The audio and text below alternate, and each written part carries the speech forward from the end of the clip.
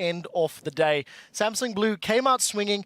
I think the guys in the desk hit it really, really well. If any region's going to know how to counter Rumble, Rumble's been seen as a very top-tier pick, at least at this World Championship. Lane swaps and really just focused aggression on that champion.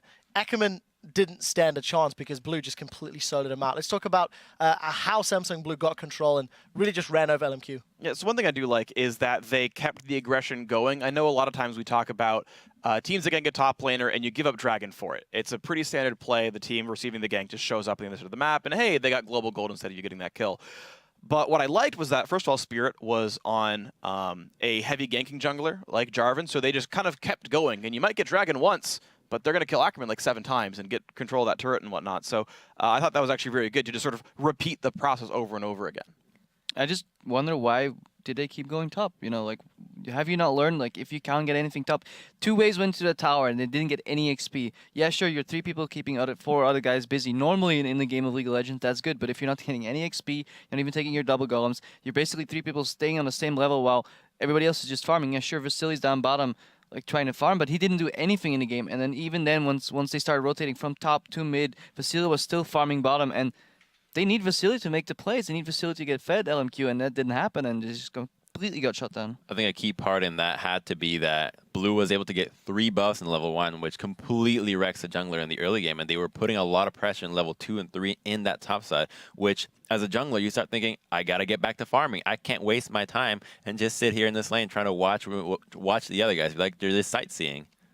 Yeah, definitely the hero of that game, though, to me was Deft. And the adaptation he made from previous games where he's playing Kog'Maw, immobile, late game, AD carry, to this game he's playing Corki, more playmaking, mobility champion. I think it suits him a lot better. LMQ helped him out with the Kog'Maw ban. That's true. Yeah, we said that in Picks and Bans. Wow, my brain like blinked on what I was going to talk about. Oh no, I remember now. Yeah, I like how fast Samsung Blue played the game because you talked about the fact that Tristana's getting solo farm and everyone else is sharing farm up there. So to kind of like spell that out in a different way, Tristana needs to get to about 7,000-8,000 gold, Infinity Edge plus Static Shiver Phantom Dancer, maybe 9,000 before she starts turning on and being useful. She didn't actually hit that mark throughout this game. So Samsung Blue are basically denying everyone else who has mid-game impact. Right? None of them, those 3 guys up there, getting any gold or any experience. Samsung Blue are actually scaling up somewhat here in this game. So then, when 20 minutes rolls around, mid-game happens, well, Tristana's still useless, even though she got that solo lane farm. It hasn't meant a single thing to LMQ, and the rest of the game is snowballing.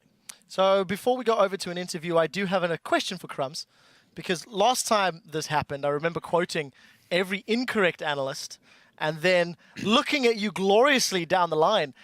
You were of the belief Samsung Blue, psychologically, you were going to be absolutely destroyed, and it looked completely the opposite. They came in here How does it feel, as stern as ever. How does it feel? I've come be on with, this side of the with equation. only one conclusion. You know, everybody says, oh, Group C, Group of Death.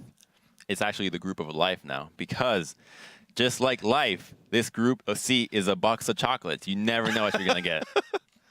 It's one's journey through a box of chocolates. I did not expect that level of like depth, and like my mind is blown. Double Lift, how do you follow that? How do you counter that? I just want to say this is the most interesting group of the tournament for me personally, and I just think it's crazy because Samsung Blue lost to Fnatic, who lost to OMG, who lost to LMQ, who has now lost to Samsung Blue. You have no idea what's going to happen in this group. It's just absolutely insane. All right, let's talk a little bit about LMQ, of course, on the other side. They really did struggle. We've already talked about some of the decision-making. Actually, I have just heard that the interview is ready, so let's head over to Shocks, where she is joined by Deft from Samsung Blue.